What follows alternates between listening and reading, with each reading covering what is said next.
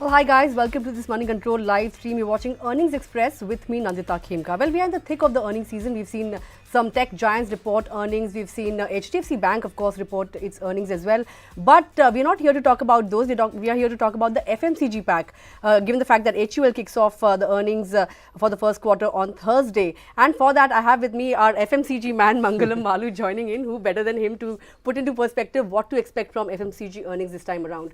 DMart has kicked off the earnings season for FMCG. Gross margins were a bit disappointing, and we saw that in the stock price as well.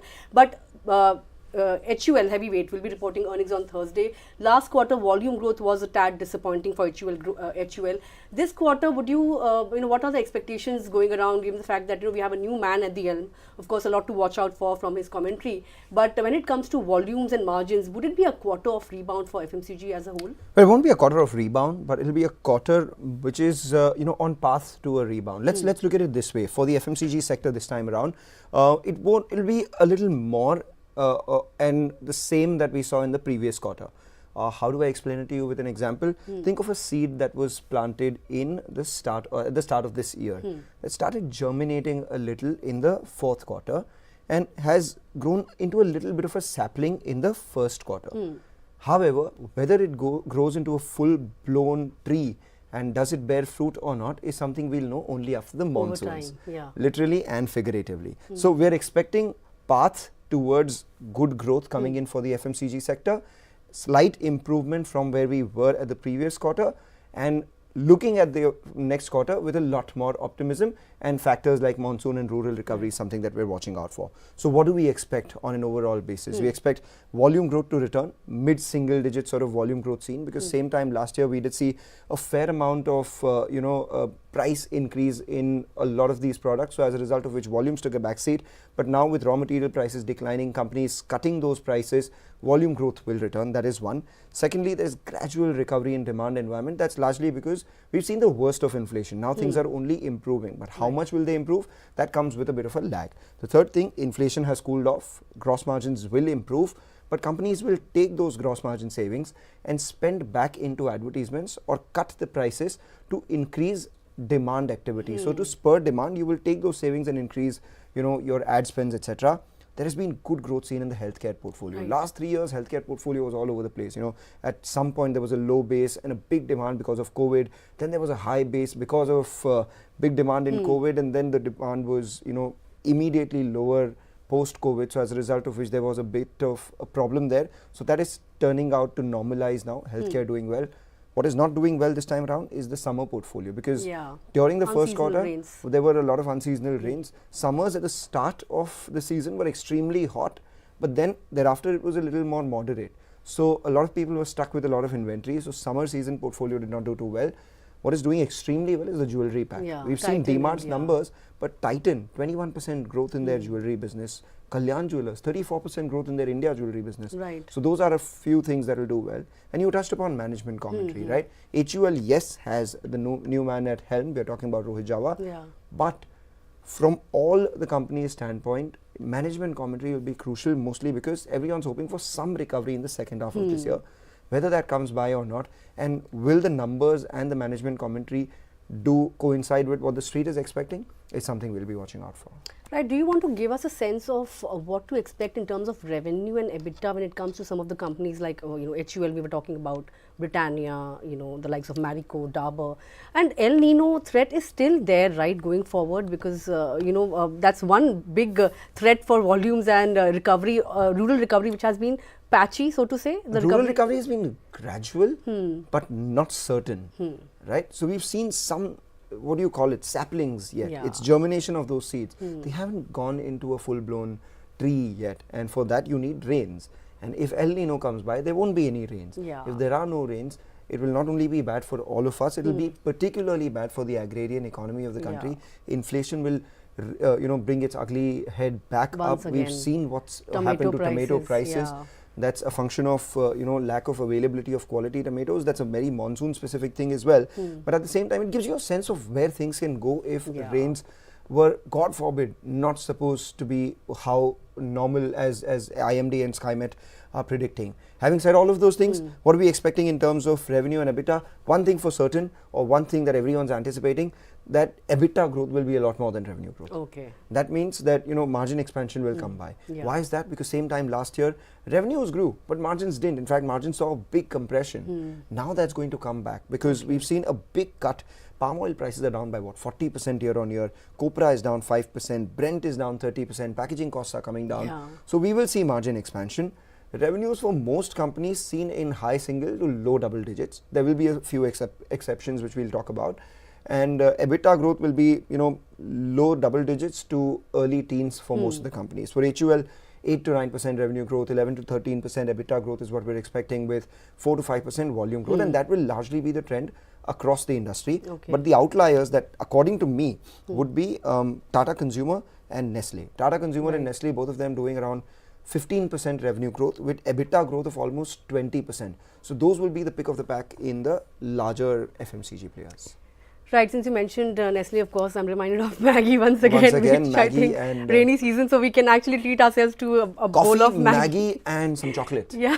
Let's do that. Oh God, all the fitness mantras and all take a backseat for No, a day. indulgence, a little bit of indulgence is good. You have that and then you go for a Sure. run maybe in the rains. That's even better. Good idea. I'll actually think about it. But let's talk about ITC. Given the fact that I remember you did an exclusive just a few days ago that the company will look at maybe perhaps listing the hotel business separately after Separately demerger. listing their hotel business. Yeah, That's so that's something that you'll be watching out for from ITC's commentary. And of course, when we're talking about all the other things, let's also talk about the vices like cigarette revenue. Yes, cigarette growth as volume well. growth Yeah. will be around 9 to 10%. That's what the street is working with, and that's, you know, largely been the case for ITC for the last many quarters, and that's because the government has been very rational in taking price tax increases on the cigarette industry. By them being you know, a lot more rational, what has happened is the illegal cigarette industry is now ceding share to the legal cigarette industry, and that is aiding volumes. So 9 to 10% volume growth is doing well for them. We got VST Industries numbers over the weekend. There was a volume degrowth there. Every time that happens, and that was a degrowth not because of the environment, because of their own portfolio shortcomings or their own restructuring that they are doing, etc. So that means that ITC is gaining market share. So it has to grow ahead of the market. So 9 to 10% is a reasonable assumption for their cigarette volume growth. But this time around, we're looking for more than just the cigarette volume growth. Commentary on business structure, because the company had, you know, said that they are looking at alternate structures with their hotel business, and they've said that this will happen in the next couple of quarters. If not this quarter, then next quarter for sure is likely to happen, and it would be prudent for ITC to do that. Why is that? Because hotel industry is on an upswing right now from its post-COVID revenge travel. We've seen hotel rates go through the roof. Will this last forever? No. At some point it will start to, you know, normalize, but valuations for the hotel businesses are at peak right now. Occupancies are at peak right now. So you want to unlock value, you want to realize the full value. You do it when the, I mean, that's what they say, right? Strike when the iron is hot, or make hay when the sun is shining. The sun is definitely shining on the hotel and hospitality industry. That's correct. So you unlock value at that point in time. Right, and as you know, ITC has been a favorite meme stock, but now it has come out of that. Not and a of meme course, stock at all. In fact, not last anymore. 2 years, all those memesters have been zipped shut. Zipped shut. Yeah, that's true. But lastly, you know, the FMCG pack as a whole, the index has rallied over 20% on a YTD basis. It has, of course, been one of the biggest contributors to the Nifty's rally, of course, now sitting at 19,800 or thereabouts. So how do the valuations stack up for the various companies now? What is the forward PE multiples looking like? Would you have any color on that? So FMCG has been extremely expensive always. Yeah. With the Nifty being higher, FMCG index having rallied 20% this year, it's only gotten more expensive. And with the prospects looking even brighter now with the margin expansion and all of that and stuff. So there are pockets of extreme valuations. Case in point, Titan is trading at 65 times 1 year forward earnings. 10-year average has been 50 times. HUL itself is trading at around 54 times. 10-year average has been 47 times. ITC, after that big rally, the genesis of the rally was that ITC that time was trading at around 15 times, which was a steep discount to its own historic valuations.